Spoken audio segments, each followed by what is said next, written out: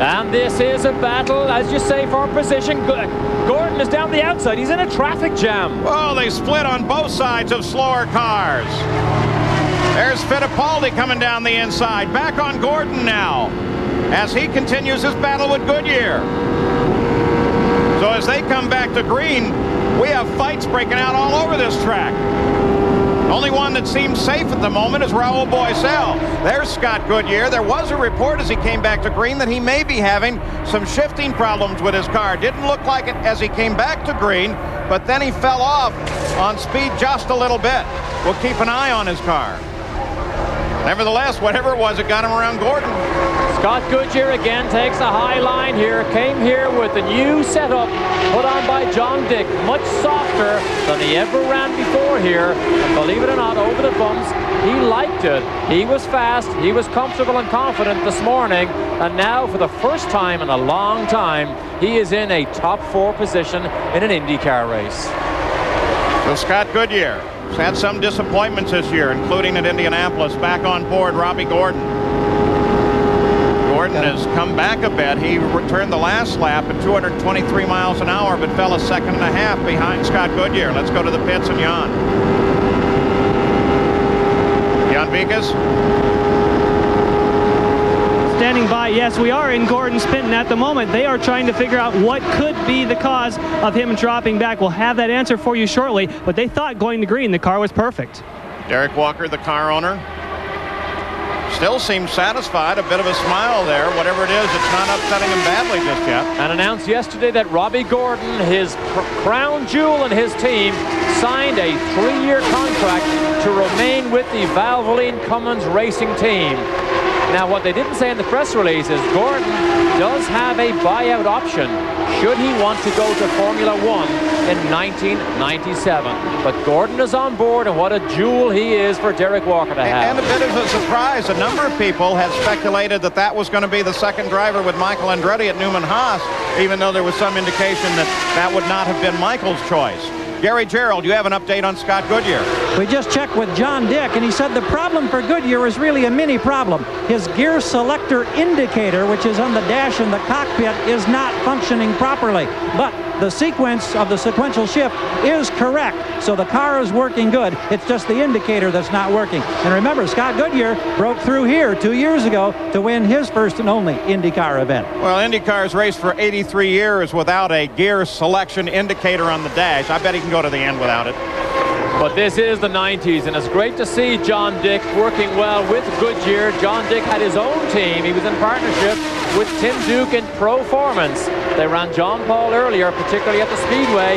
Now he moves over to try and help Goodyear with Kenny Bernstein's Budweiser team. Robbie Gordon just cut the last lap a mile an hour faster than Scott Goodyear, so he's closing again. Not to make too much light of Goodyear's problem with that indicator. The old H pattern, especially with some of the race cars actually having a visible gate, you could see where you were in the pattern. But with sequential, it's really helpful to know exactly what gear you're in. Oh, look at Gordon round the outside in turn 3 again. Let's go to the pits, Jan Vikas. Well, Paul, now we have had the opportunity to check with Tim Wardrop, and he said all it was not having the right timing in traffic. It turned out that Scott Goodyear had the better timing. They do not see a problem with Robbie. Things are going just the way. Obviously, they're very excited about getting that lap back.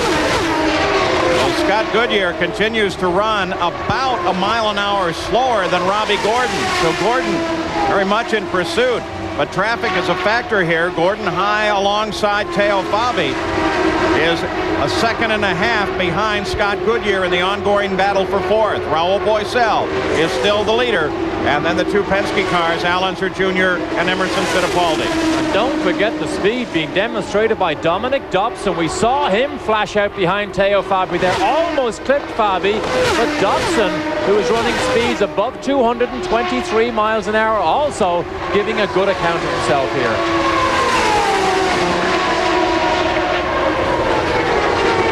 Scott Sharp running in 10th place right now. About 7 seconds behind Arie Luyendyk. The moment unchallenged running alone. Back on board with Robbie Gordon. The Michigan 500, 13 races, 12 different winners. The only two-time winner, Michael Andretti. And he's out of this run here today. Derek Walker keeps track of his driver in 5th place, Robbie Gordon.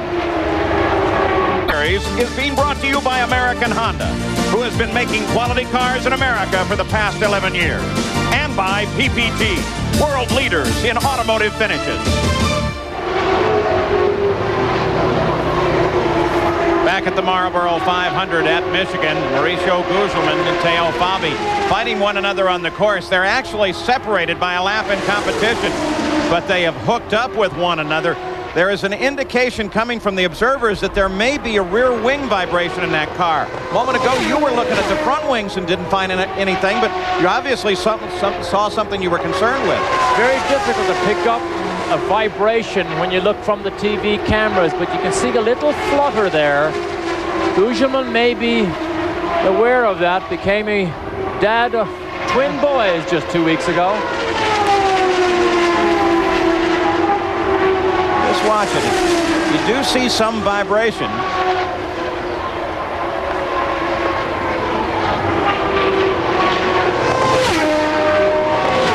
So we'll keep an eye on Mauricio Gugelmin. Raul Boesel is the leader by 3 seconds over Al Unser Jr. Gugelmin runs in 11th place. There's your leader, Raul Boesel. Potential first victory in the Indy cars for Raul. First for Dick Simon, after years as both a driver and a car owner. But the Penske cars are lined up second and third, and we'll certainly have something to say about that before the race is over. 146 laps complete. Now, let's take a look at the interval. You saw Raul cross. There is the second place car, Al Unser Jr. So just 2.79 seconds as they cross the line that time. And Al Unser Jr. at the moment is faster than Boesel. In fact, his fastest lap is 2:26.8 for Jr., 2:26.1 for Boesel. He goes inside his teammate Marco Greco. Dick Simon mentioned earlier, we think we can get this car perfect. I don't think it's perfect yet. He needs a little bit more speed if he is to fend off the challenge of that man there, number 3 in your picture, Al Unser Jr. 1.7 the last time around. Al Unser Jr. is definitely closing. The last lap, Al Unser Jr. was 0.7 of a mile an hour faster. 2:26.1 for Raul, 2:26.8 for Little Al. And Al Jr. is superb at wearing him down. Chase him, hound him, keep the car under me.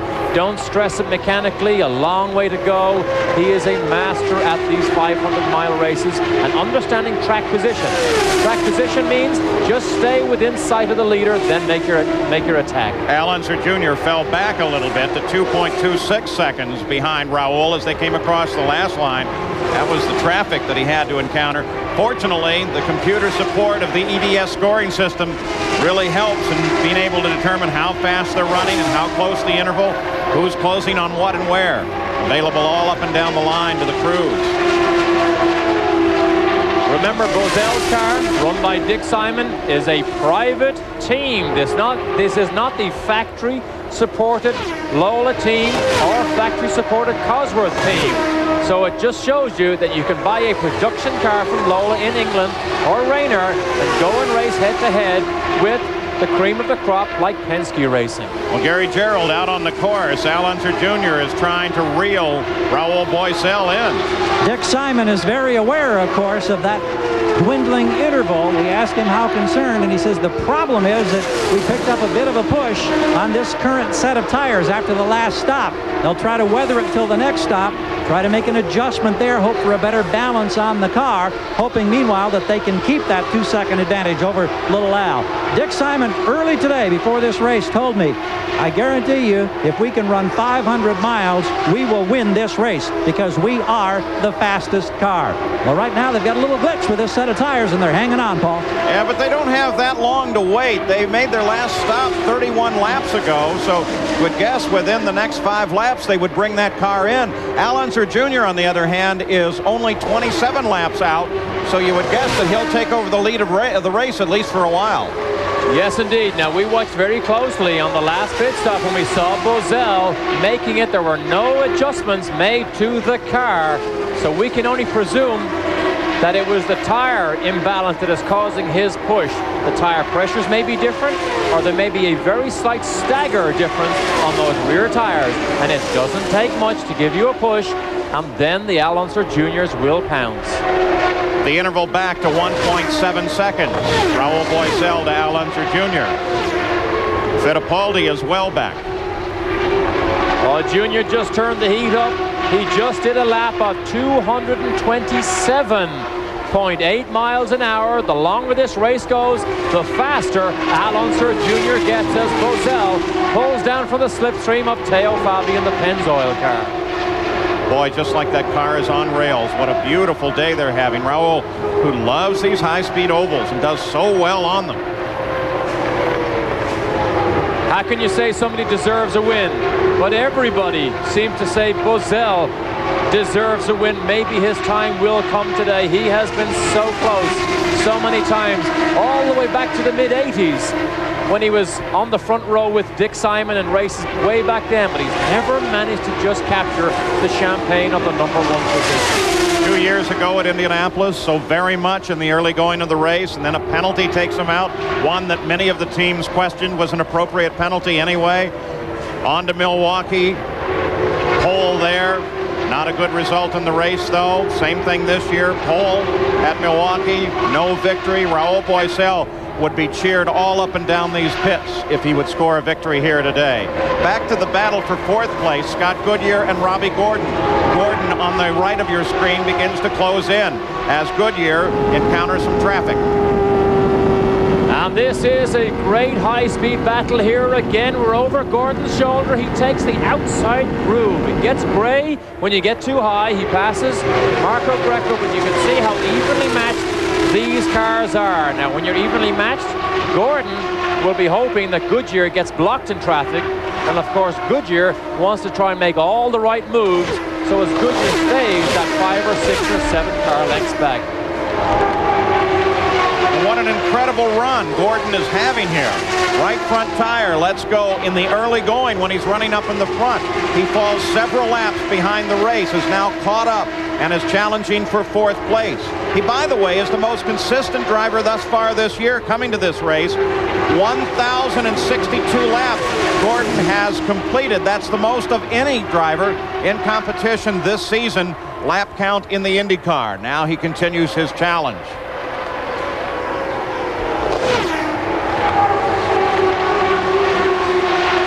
Raul Boesel as Al Unser is closed in again. Now just under a half a second behind. Oh, look at the run off turn 2. Look at the run Junior had. Here we go. The crowd comes to their feet and begins to cheer as Al Unser Jr. comes to the lead of the race around Raul Boesel. Boesel's not going to let it go that easy, though. And remember, Raul is beginning to think about a pit stop. Listen to that crowd. Everybody in the front grandstand here are on their feet to cheer Al Unser Jr. But we saw him outhandle, as his wife Shelley watches, we saw him outhandle Emerson between turn 2 and the frustration on Dick Simon's face. If you were Dick Simon, would you not bring him in right now, make the changes and get him out? He's in the zone anyway. He's got to calculate how many more stops he needs before the end of this race. But if he's in deep trouble, he'll lose way too much time on the racetrack. Sometimes it is better to stop. Look at the lead Al Jr. pulls out in just 1 lap. So Raul Boesel has to give way to Al Unser Jr. And in fact, Fittipaldi shouldn't be too far behind Raul now as well. 217 miles an hour was Boesel's last lap, so he may be in trouble. We may see a pit stop very soon for Boesel. Looking back for Fittipaldi as well.